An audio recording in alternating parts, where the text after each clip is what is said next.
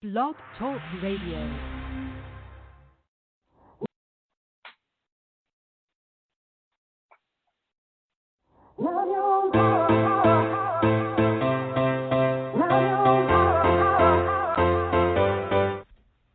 Chatting with Nat is a podcast for independent women seeking to speak their truth and to break down barriers.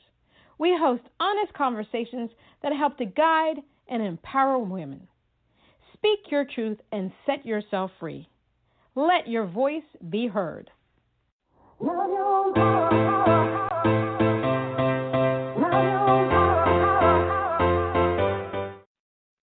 Her name is Emily Daccarett. I hope I'm saying that right. She's a fashion designer and singer-songwriter. Can music exist without the influence of fashion? For designer Emily Daccarett, fashion and music cannot be separated. Daccarett creates an immersive world of storytelling through music, film, and fashion. Each artistic direction begins with a beat that forms a story. From the start of her brand, she has fused those worlds together, creating a symbolic flow between the two. She uses textiles, shapes, and sound as her tools to world building and give her audience the chance to step into those stories and experience themselves. She graduated from Instituto Marangoni in Paris and the prestigious Ecole de la Chambre, Syndicale de la Couture Parisienne, where she's trained in the French technique of draping and pattern making. Soon after, she graduated from the Musicians Institute in Los Angeles. She made her runway debut with concept shows during LA Fashion Week. Now she's pushing the boundaries of her imagination through synth pop. Think of Blondie and David Lynch having a baby in 2020, and that's the direction for her music. Let's welcome Emily Daccarett.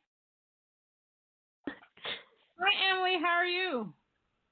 Hi, I'm so good. Thank you. Wow, that was such a lovely intro. Well, you know, I gotta. You got me excited. You already make yourself look good. I had to try to make you look good. You know what I mean? Well, you did. But how do you say your last name? Daccarett. Daccarett. Yeah, I didn't do that right. All right. So Daccarett. Now I've got it. How are you today? I'm good. Thank you. Thank you so much for having me on. I'm so excited. I am truly honored to have you on. I looked at your website, and I was in awe of the imagery on your website. I was like, what? Thank you. Let me go back and look. What am I seeing here? And I love the fact that you're extremely unique, you know, putting together the music and the fashion. And somebody's going to ask me, well, that's not really unique, but I think you're doing it in a very unique way. And I just love it. I think this is something new. This is something exciting. First, let me ask you, how did you get into the whole fashion design thing? Honestly, it's been something that before I knew what fashion was, I just loved it. My mom was such a big influence because she would sew for fun, and she would make me clothes. And so I just loved the sound of the sewing machine and would always grab like little scraps of fabric, and she would teach me how to hand sew little clothing for my Barbie dolls. Right. So it started with that, and I just never gave it up. I became obsessed with it, with costuming too, and like in old cinema, and I love movies, and again with my parents that really influenced what we saw at home. We used to watch a lot of like Bewitched, I Love Lucy, I Dream of Jeannie. So naturally I like became very interested in like Marilyn Monroe and Ava Gardner. So that old classic Hollywood style I just loved, and it was just kind of sad that it wasn't something that I could personally experience because it was a time that had gone and passed. And then I just started to, just kind of like delve into more about designers, and I originally loved Coco Chanel, everything she stood for. But then when I found Yves Saint Laurent, that's where I just knew, okay, this is for me. I just felt a connection with his designs and his vision and how he took strong masculine pieces, put them into women's clothing. And I mean, he, came out with Le Smoking, which was this tuxedo for a woman, and she just looked so sexy, confident, strong. And that's when I saw that, I just knew this is what I want to do. I want to design for women sexy, strong pieces that make you that just kind of bring out the strength of ourselves, and you feel confident. I don't know why we all in so many ways, and whether it be other women or men or the male gaze that kind of can intimidate you to really explore that side. I feel like women just tend to people tend to make, or society in general, make us feel guilty for wanting to look sexy, for wanting to be feminine, for wanting to show that. And just because we're showing it doesn't mean that, oh, hey, I'm here, treat me however you want. No, it's because of me. This is how I feel. I love being a woman. I want to maybe show off a little bit more of the parts that I'm more proud of, or whatever, and it's my right. So, yeah, that's how I got into fashion. I love that. You are just demonstrating the power of women. You are a powerful woman. I love that. You're demonstrating that through the art of fashion. I mean, yeah, so many times, somebody will say, well, why is she wearing that? She's just asking for it. No, that's not what that's about. A person should be allowed to wear what they want without you thinking that they're trying to get after it. So I appreciate that. I appreciate you speaking your truth through your fashion design and your music as well. I mean, I think that's just phenomenal. It's fantastic. So how are you putting everything together, the fashion and the music? It started out with when I was in fashion school, I used to watch a lot of the old perfume campaigns. And something that I loved was just how they would create these mini movies, little short films for the perfume. And it was an actual story. And sometimes these stories would, Lancôme was one where they would kind of continue that story with the next year, with the new launch of whatever perfume they were doing. And I just fell in love with that, and I felt like that was something that we weren't quite doing in fashion yet. I mean, fashion films obviously already existed, but it tended to be a bit more apt and more of the mood that you were trying to tell, and I didn't quite see a story there. And so when I started I moved back to LA to start my own brand, and I just knew that I needed to do something to connect these three different medias, which was fashion, film, and music, and in a way where it felt natural and organic. And if, for example, you couldn't get the clothing, or it's just out of your price point or whatever, you can still experience that story through the visuals and through the music, and take that with you. And because I think that's how I would do with fashion too. As a little girl, I would look at the fashion shows and escape into that collection and dream about wearing those clothes. And so it was just a bit of that, trying to find a way where I could make people excited about fashion, about music, about just, I don't know, about imagining, really, putting yourself in that story, in that heroine's place, and making it your own. I get that. What I love is the fact that you can incorporate your own designs in your music videos. How great Yeah. it's I was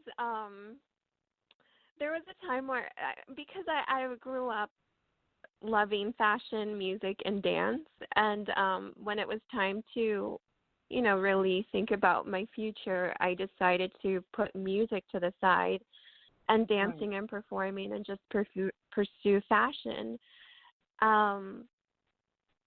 But and I always hoped that fashion would, tie me back to music, and it really did, because when I design, I would always make out like a little soundtrack or a lot of like movie soundtracks and just kind of piece together the world I wanted to create. It just made sense when I started to do my own, and I'm so happy I started with fashion because I feel like I got the fundamentals out of the way, and right now it's just a period of experimenting with the music, with how I want to put myself within this brand that I created.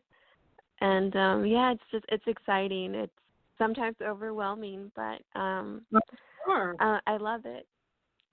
I'm sure you should, because you're like phenomenal. Like I said, I went to your website and I'm like, wow. That's all I could say was wow, wow, wow, wow. I'm gonna see if I can go to your store and see what I can afford and look in there and see. Oh my God, I love your stuff. I have to say that your pieces are phenomenal. Thank you. You're welcome.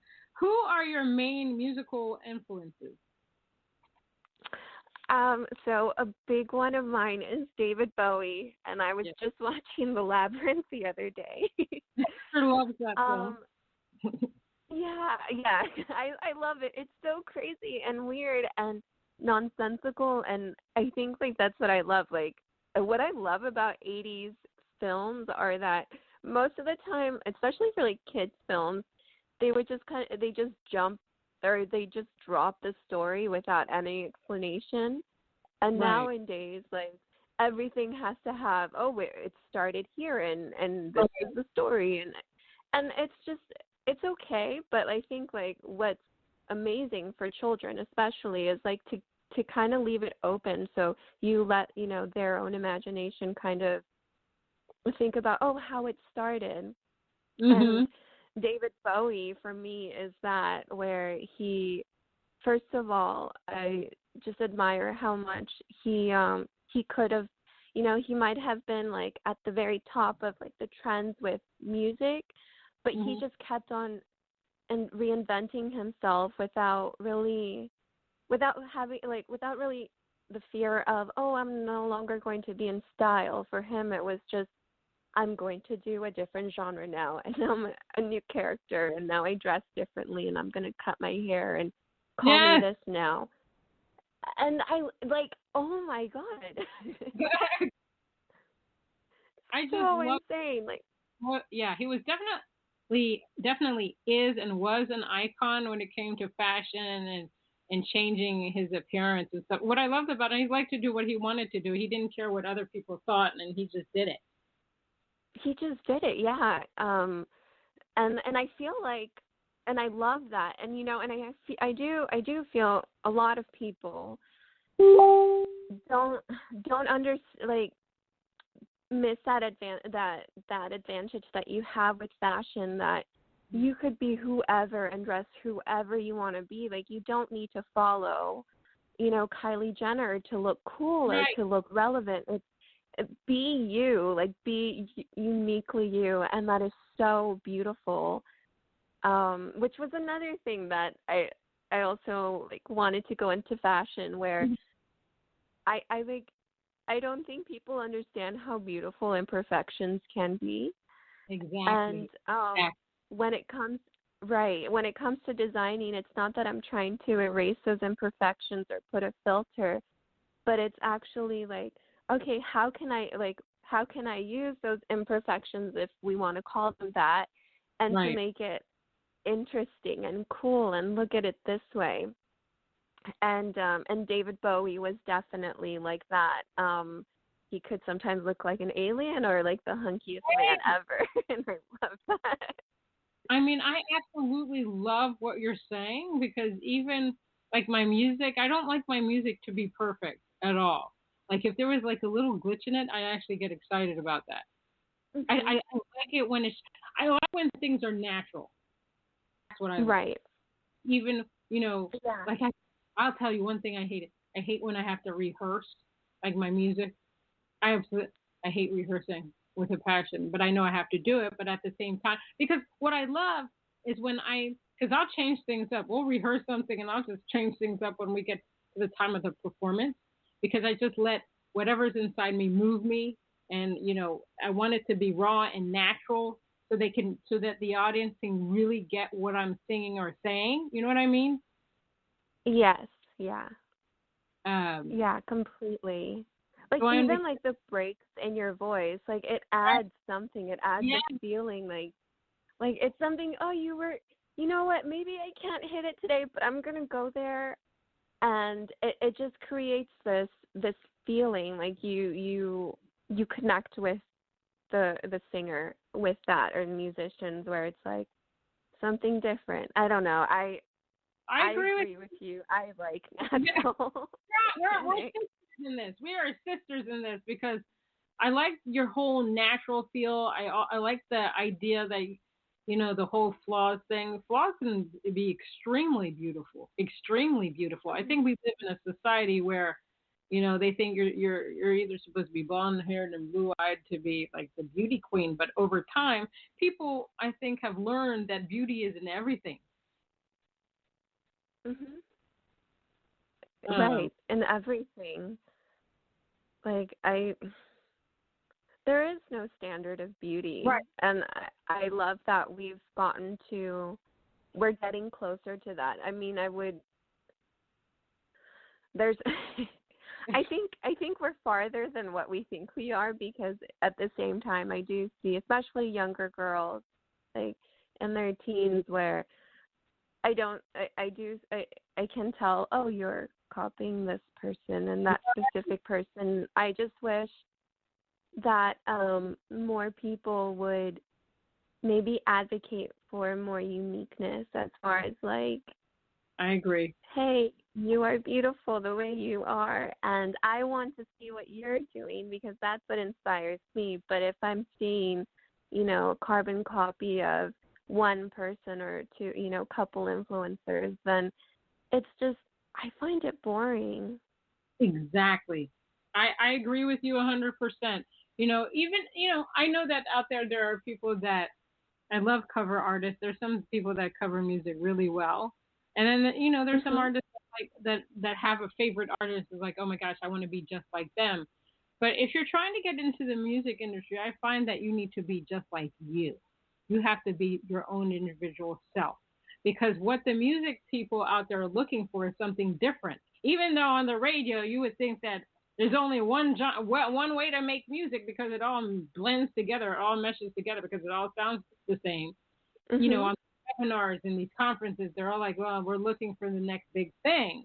You know, they're looking for something like you said that's unique, that's different, that's going to give you that aha moment, and you're just like, wow. And I think that's what you have, with the fashion and the singing and blending those things together. It's like, oh my gosh, I haven't seen this before. I really got to get into Emily. I have to see her stuff, and let me go to her website and be, wow, whoa, I love this stuff.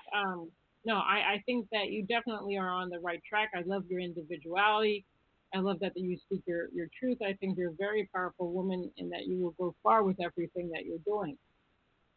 So Thank you. you're welcome. So tell us about your song Cannibal. So Cannibal, uh, a very interesting time for me, because it was when I decided to just kind of take a little bit of a break from being a fashion designer, or Mhm. like, being in the headspace of that. And I just needed to take a little break from my brand to do some soul searching. And um, I wasn't planning on necessarily like working on an EP, but I just needed to to test it, to try it out, to see if it worked or failed. I just needed to do that. Because prior to Cannibal, all the music I had worked on, it was always meant to be for the collections I was designing. And I wasn't even really, I wasn't trying too hard to put myself out there as an artist. It was more of like the brand. But it got to a point where I just needed to fall in love with it again, I guess. I think I was starting to burn myself out, so I just needed to take a pause. And that's how Cannibal came to be. It was first of all, the title was slightly of a placeholder, but it just kind of came to mind because I felt like what I love at the moment is kind of destroying me because I need to take some time to slow things down. The fashion industry it had become a slow down a bit now because of the pandemic, but before it was going at a lightning speed, and that's why so many designers, were having to be replaced or would sometimes have to go into rehab for mental health issues because you're being told that you have to create not just 2 collections a year, but now it's sometimes 8, and having to compete with fast fashion companies like Zara, H&M, and Forever 21. So that's impossible. So suddenly, the thing that I loved all my life was just starting to kill me, and I felt like a cannibal, a self-inflicting cannibal. So I started to write Cannibal and Set Fire to the Fear, which was an open letter to myself to let go of all the fears and everything that was holding me back, and to just go for it. And in this case, I didn't have the answer completely, but I just knew I needed to really bring the music up to the same level as fashion, to have it be equally balanced as far as a priority, because both are me, and without the other, I don't feel complete. So that is what Cannibal is pretty much about. It was also at a time where I dated this guy, and he also was not the best. So not for very long, but just it was it was just all those things where it was I just need to write and really rethink what I want to do, and that EP Cannibal really helped me rediscover and fall in love again with fashion, fall in love again with creating, and at least slow down the fashion part to make it, because I think one of the things that just kind of really it just kind of broke my heart was I had just shown a collection for New York Fashion Week, and the minute that the runway was done, and the runway shows are so fun but super hectic. And so right after that, someone came to me and they were like, "Oh, what are you going to do for your next collection?" And I just was like, "But I just designed one. That's my baby, and it feels like it's nothing." And also just didn't want to be pulled into that whole mindless consumerism. So it was just all these things where I just really needed to recenter, refocus, and be me and be happy. Yeah, no, I get it. I myself, when I'm overwhelmed, I'm like, do I really want to do this music stuff? It's kind of getting crazy. I mean, so you can get really overwhelmed with everything that you have to do to market and push yourself and trying to be seen and heard and fighting against the mainstream artists. So I get it. But now we're going to play Cannibal, so let's hear it.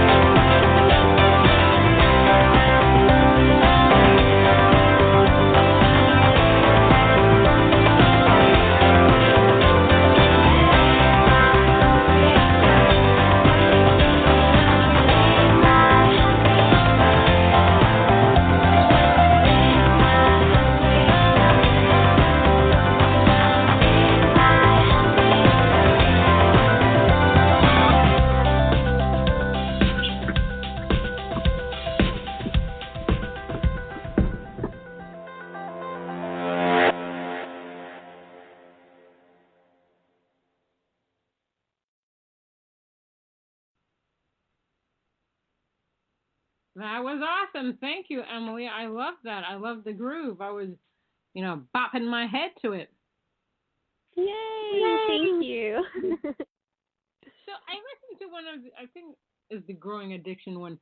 You sing in Yes. French, don't you? You say something in French. Yes. Yes. The chorus. Growing Addiction was the first song that I wrote where it was mainly in English because before this, all the music I was doing it was in French. So that I was really excited for that. Alors, tu parles français Oui, je parle français. parce que tu as étudié en France. Oui, pour 4 ans. Ah, j'aime ça, j'aime ça. Alors, quelqu'un d'autre que je parler français avec. Toi, es-tu française? Moi, mes parents sont d'Haïti, alors je parle français. Ah, d'accord. Et j'ai étudié à le lycée français international ici à Bethesda, Maryland. Oh, wow, c'est super. Yeah, well, now nobody's understanding what we're saying unless you understand French. You're just like, what the hell are they saying? Yeah. So I do Emily. I noticed in one of her songs that she was speaking French, and I know that she went to school in France. So in Paris, and so I just wanted to do my little French thing. Yeah. So I did a pop album called Le Son d'Amour. Oh. 4 or 5 years ago. It's like it has some dance songs. It has some love songs in there as well. Yeah, so yeah, my parents are from Haiti, and we speak Haitian Creole, but what's taught in school is French. So that's where that French comes from. But that's cool. That's so cool. I'm gonna have to check that out because it sounds so beautiful. Oh, Because you said Le Son d'Amour. oui. So oui, Le Son d'Amour. Le I Son. like it. Yeah, check it out. But I love the fact that you're versatile, and that one of the great things about being able to speak or sing in different languages is that you can show a tremendous amount of versatility. Yes, that's true. And also I feel like I mean I was really influenced by French pop from the 70s Okay. and just kind of I don't know, I fell in love with it. It just felt so dreamy and also I really enjoyed singing those songs. So when I came back, I just felt I missed it so much, and it was so exciting to kind of bring that back with me.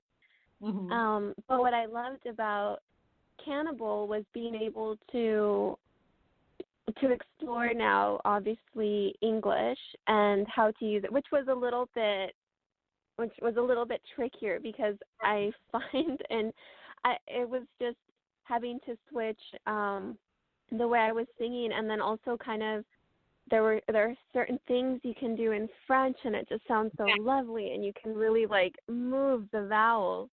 And in English, I felt that was kind of tricky, so had to kind of relearn how to at least the way that I sing, which can be very breathy sometimes, and to be able to do that in English and like feel natural and comfortable. So that was an experience, but I was really happy that I was able to find that happy medium between the two.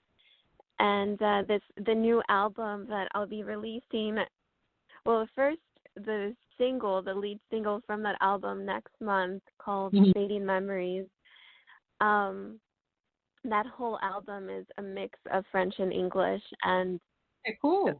And we went back a little bit to the more retro sound that I started out with, and bringing in some like that big band feel. We have a trumpet player, saxophone, like flute, along with some really sexy, gritty guitars and some killer drums. So just to kind of give it like that, what we were talking about, that kind of like organic, grainy sound that I just love. Awesome. I can't wait to hear it. But right now, we're going to listen to Growing Addiction. First, we're going to hear a word from our sponsors. So we'll be right back. Hi, this is Nikki Chris, and I host a podcast called Mixin' It. Mixin' It focuses on women in the music, entertainment, and the performing arts. Our goal is to provide an avenue for industry veterans and up-and-coming artists, musicians, engineers, and producers to showcase their talent. Listen to Mixin' It on Monday Music Madness at 8 p.m. Eastern on the Sim Radio Network.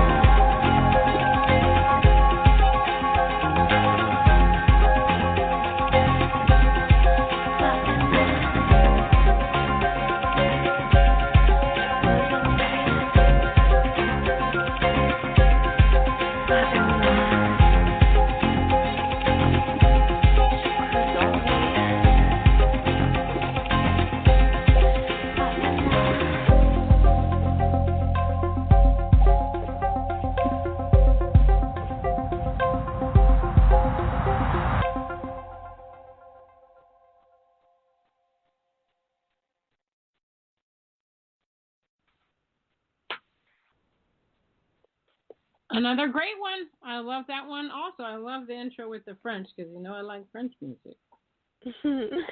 Thank you. One of the questions I have you ever written songs for anybody else? I haven't actually. I did that. It would be nice to. Okay, you heard it here. Emily's ready for you. She's ready to write for you. I think what you do is so amazing. So when does your next album come out? The next album will come out end of March. Okay. I think it's having like the date's not quite set, but the single is coming out on March 18th. So I'm still debating on whether I think the album will probably be pushed to the first week of April, just so we can have the single out for a little bit before it coming out. But yeah, the single's coming out March 18th, and it's called Fading Memories. Fading Memories. I love the title of that. That's phenomenal. I can't wait to hear it because already what you've told me about yourself and your music, I think it's probably just going to be amazing because you can only do amazing things, it seems. Oh, thank you. You're the best cheerleader. I try to be. My friend and I, Nikki Chris, we started the Sisters in Music .org organization because we want to empower women. We want to uplift women. We want to inspire women. We want to tell women we're all on the same page.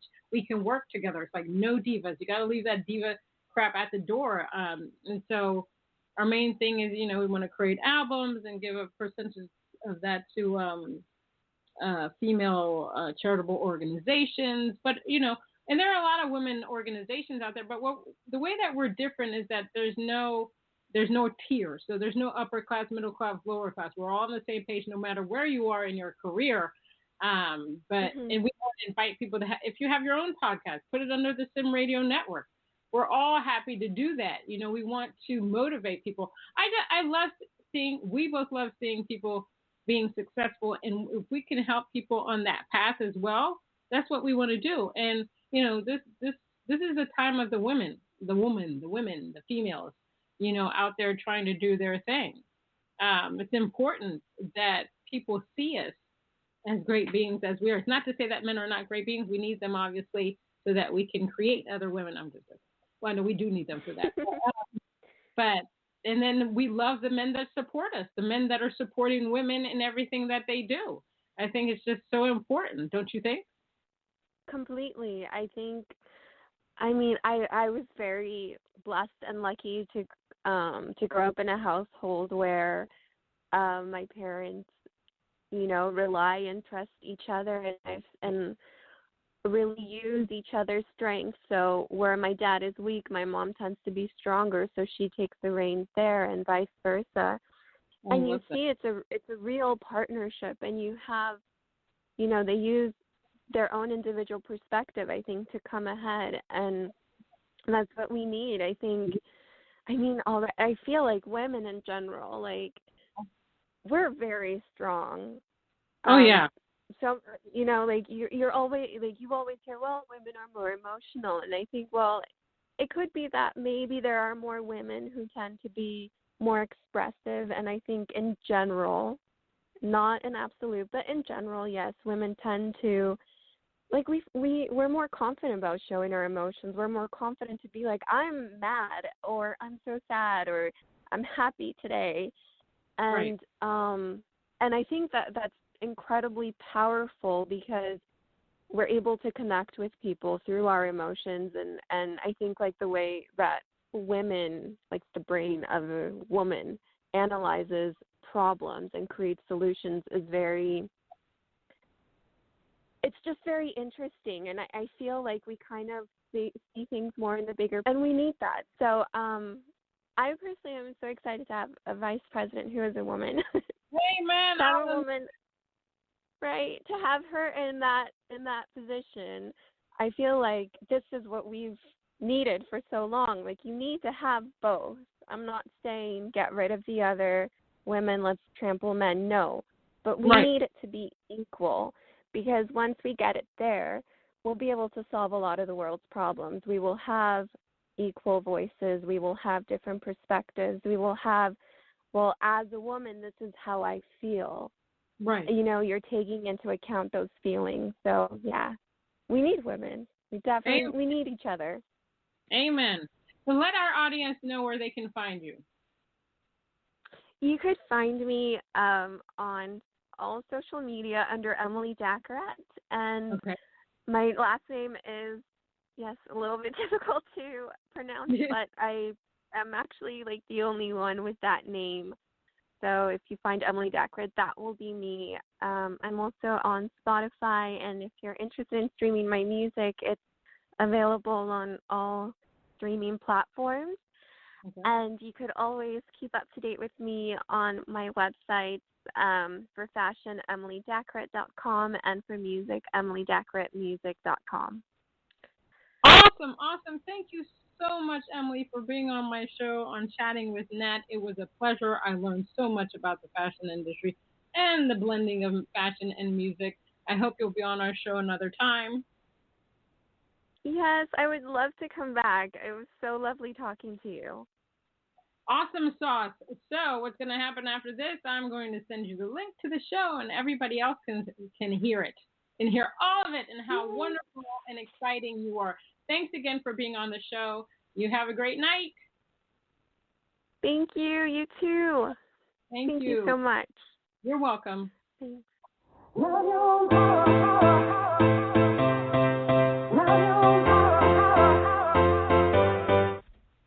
Chatting with Nat is a podcast for independent women seeking to speak their truth and to break down barriers. We host honest conversations that help to guide and empower women. Speak your truth and set yourself free. Let your voice be heard.